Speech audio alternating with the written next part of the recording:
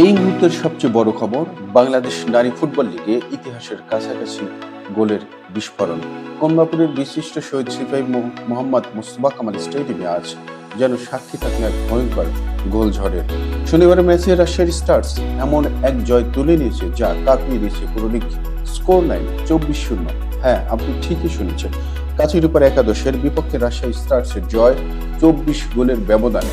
ম্যাচের শুরু থেকে শেষ বাঁশি এক মুহূর্তের জন্য থামেনি রাজশাহীর আক্রমণ। প্রতিটি আক্রমণে গোলের হুমকি, প্রতিটি মিনিটেই স্কোর বলে নতুন সংখ্যা। আর এর আগে চলতি লিগে ফরাজগঞ্জ স্পোর্টিং ক্লাব কাছারিপাড়াকে 23-0 গোলে হারিয়ে আলোচনায় এসেছিলেন, কিন্তু আজ সেই রেকর্ডও ভেঙে চুরমার। গোল উৎসবে নায়িকা হয়ে উঠলেন সুরভি আক্তার বিটি ও আলপি আক্তার। দুজনই করেছেন 7টি করে গোল। আর এক নায়িকা শাহেদা আক্তার রিপা হ্যাট্রিক করার পর থামেননি, স্কোর শিটে যোগ করেছেন 4টি গোল। জোড়া গোল করেছেন রেশমি আক্তার, একটি করে গোল ঋতুপর্ণা চাকমা, মুন্নি আক্তার ও স্বপ্না রানী। যদিও নারী ফুটবল লিগের ইতিহাসে সবচেয়ে বড় জয় এখনো 2011 সালে শেখ জামাল ধানমন্ডি ক্লাবের 26-0 গোল ব্যবধান। তবে রাজশাহী স্টার্স আজ স্পষ্ট বার্তা দিয়েছেন, এই দল রেকর্ড ভাঙতে এসেছেন, মাঠে নেমেছেন।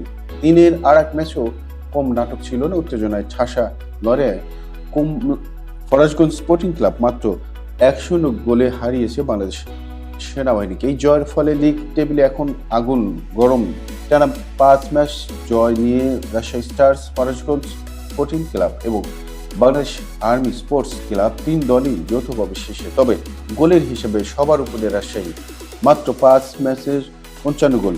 একটি গোলও হজম না করে শীর্ষে মাহমুদা শরীফা ও দ্বিতীয় দল। সমান ম্যাচে ফরাজগঞ্জ গোল 49 আর 6 ম্যাচে আর্মি করেছেন 37 গোল। অন্যদিকে কাছেপাড়া একাদশের জন্য লিগ যেন এক দুঃস্বপ্ন। 6 ম্যাচে হজম করেছেন 88 গোল। গোল হজমের সেঞ্চুরির দিকেই এগোচ্ছে জামালপুরের ক্লাবটি।